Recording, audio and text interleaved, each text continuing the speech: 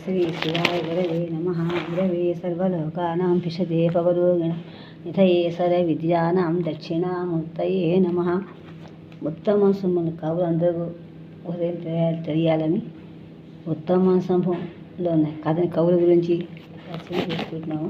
అందులో భాగంగా ఆ పరిచయంలో ప్రబంధ పూర్వకం చెప్పుకొని వాళ్ళ గురించి చెప్పడానికి ప్రయత్నిస్తాను. గురువుగారికి నమస్కరిస్తూ శరణిస్తూ చెప్పడానికి ప్రయత్నిస్తున్నాను. ఆంధ్ర సాహిత్య చరిత్ర స్థూల దృష్టిలో చూస్తే యుగోభిజన కావించేవారు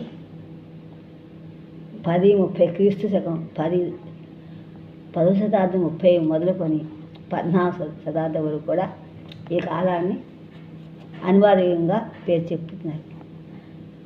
ఇందులో క్రీస్తు శకం 1350 సంవత్సరంలో చూసినట్లయితే పురాణ ఇతిహాసములను అనువాదములే ప్రముఖమైన స్థానం వహించింది. మళ్ళీ సాహిత్య చరిత్రకారులు ఈ అనువాద యుగమును పురాణ యుగముగా కూడా చెప్తున్నారు. ఈ యుగమున ఈ కాలం నుండి వెలువడినటువంటి సాహిత్యం అంతా కూడా ఎంతో అంత మతముతో ముడిపడి ఉండుట కనిపిస్తుంది, గుర్తించవచ్చు. ఆంధ్ర కవిత నన్నయ్య మొదలు శ్రీనివాసుని దాకా ఒకే తీరున సాగింది.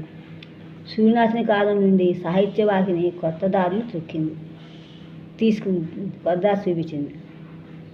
క్రీస్తు శకం 15వ శతాబ్దం తర్వాత స్వతంత్రమైనటువంటి ప్రబంధములు వెలువడ్డాయి. కనుక ఆ కాలముని ప్రబంధ యుగమని పిలుస్తున్నారు. ఆ పురాణ యుగమునకు ఈ ప్రబంధ యుగమును మధ్యలో ఉన్న కాలాన్ని శ్రీనాథుడు అవతరించాడు. ఈ పై రెండు యుగములకు గల మధ్యకాలంలో జీవించిన కవులలో శ్రీనాథుడు మహాకవి సమున్నత విశిష్ట స్థానం ఉంది. కనుక పురాణ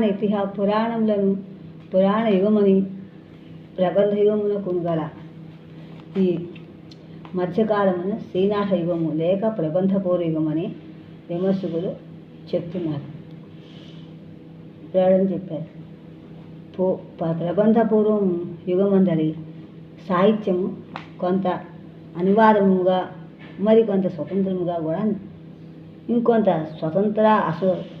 అస్వతంత్రంగా కూడా ఉన్నాయి. అస్వతంత్రంగా కూడా అనుసరిస్తూ ఆవిర్భవించి సంస్థ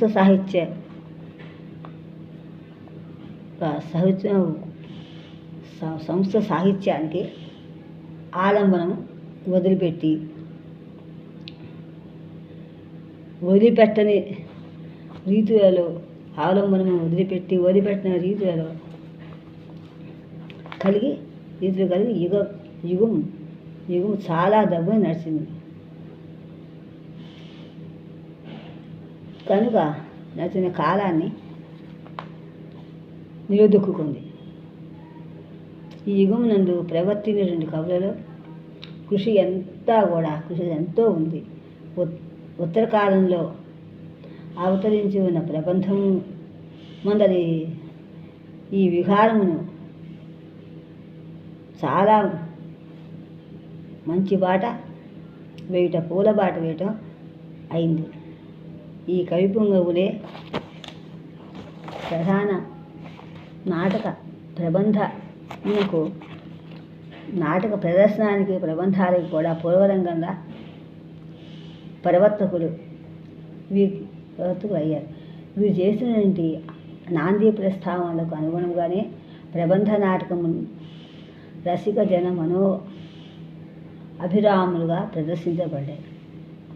ఈ ప్రబంధ పూర్వ యుగమునకు నాంది పలికిన వాడు శ్రీనాథ కవియే సార్వభౌముడే. మరి నన్నయ్య భట్టు భారతాన్వయమును తెలిగించి తెలుగున పురాణ కవితకు బాట వేశాడు. శ్రీనాథుడు రాసినటువంటి నైషధము ఆంధ్రీకరించిన ప్రబంధ కవితకు ఘంటాపదము కల్పించాడు.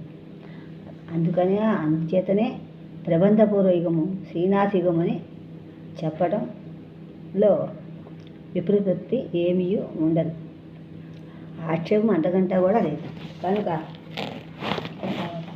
శ్రీనాథుడు కొండవీడు రెడ్డి రాజ్యమును ఏలినటువంటి పెదకోమటి వేమారెడ్డి కాలమున విద్యాధికారిగా పదవిని అలంకరించాడు. ఉద్దండ పండితుడైన నాటి విద్యానగర ప్రభు అయినటువంటి ప్రౌఢదేవరాయల ముత్యాలశాల ఎందు తోట వాగ్వివాదంలో గౌడుడిండి భట్టును ఓడించి కవిసారభముడిని దిద్దు పొంది ఈ చోడిని నువ్వు సత్కవులు ఏరీ కాలంబోనని అని మంచి పేరు తెచ్చుకున్నాడు. బిల్లు కూడా తెచ్చుకున్నాడు. ఇంకా కవిరాజుల చేత కూడా చేతన కావించుకొని కొనియాడబడినటువంటి మహానుభావుడు ఈ శ్రీనాథ కవి.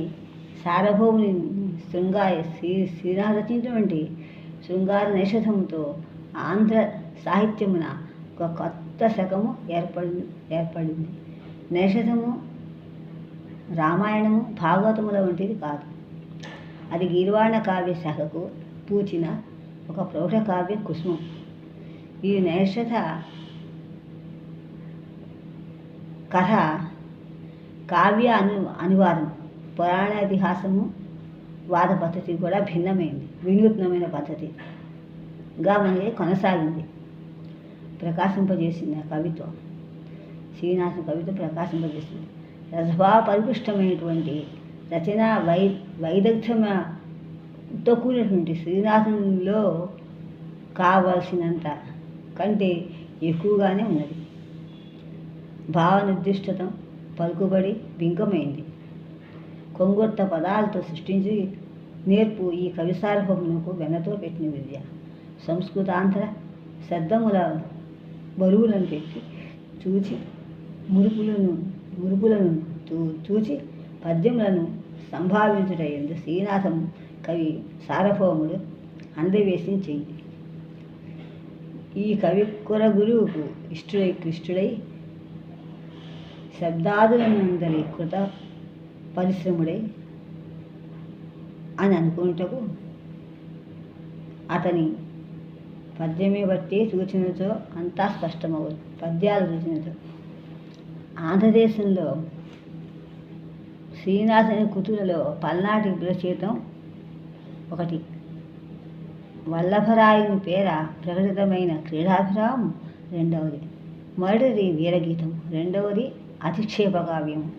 పదకవితపై కొందరకు చిన్న చూపు ఉన్నప్పటికీ అభిమానమును దేశభక్తిని పురికొల్పుటకు ఈ పదములను మించిన సాధనము సాహిత్య ప్రక్రియలో వేరొకటి లేదని చెప్పవచ్చు.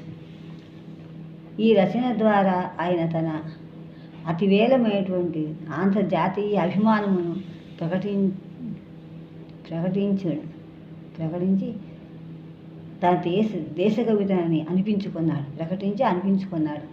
కొనియాడి దేశకవి అని కూడా అనిపించుకున్నాడు. ఆంధ్ర కవిత్వం అనే రథాన్ని ప్రబంధ మార్గములను తిరిపినటువంటి కలిగిన ప్రతిభ, అనువాద రీతిని కొత్త తెన్నును తీర్పగలిగిన నేర్పు ఈ కవిది. ఒక వంగ పండిత జన రంజకమైనటువంటి ప్రౌఢ కవిత నిర్మాణము చేసి మరొక వంక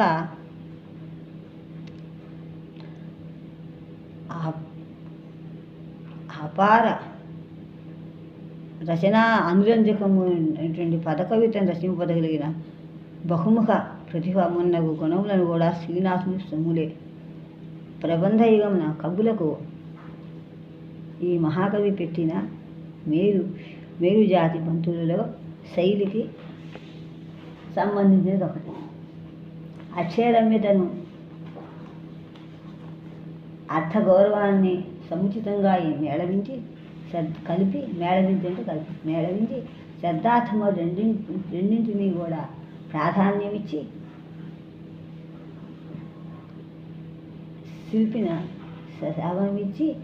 శిల్పి అనిపించుకున్నాడు శ్రీనాథుడు. ఉక్తి చమత్కృతి శయ్యా సౌందర్యము సుదీర్ఘ సమాసము సంఘటనమైనప్పటికీ కూడా ఒక విధ అయినప్పటికీ ఏకవిధ కారక విన్యాసము గాంభీర్యము మొన్నగు లక్షణములు ప్రబంధవులకు ఈ మహాకవి పెట్టిన భిక్ష. ప్రసన్న మధురమైనటువంటి పురాణ శైలి సన్నగిల్లి ఆస్థానమున అలంకారికమైన శైలి క్రమక్రమముగా పెంపొందించుటకు యుగమునందలి ప్రత్యేక లక్షణములో ఒకటి. మొత్తం మీద యుగమును కవితా సామ్రాజ్యమును గను ఏకఛత్రాధిపత్యముగను పాలించి ఆంధ్ర సాహిత్యమున అన్య కవి దుర్లభమైనటువంటి భోగ భాగ్యమును అనుభవించి 15వ శతాబ్ది నుండి ఆంధ్రదేశ చరిత్రలో విశిష్ట వ్యక్తి కర్ణాటక క్షితి పాలన ఉత్తిగా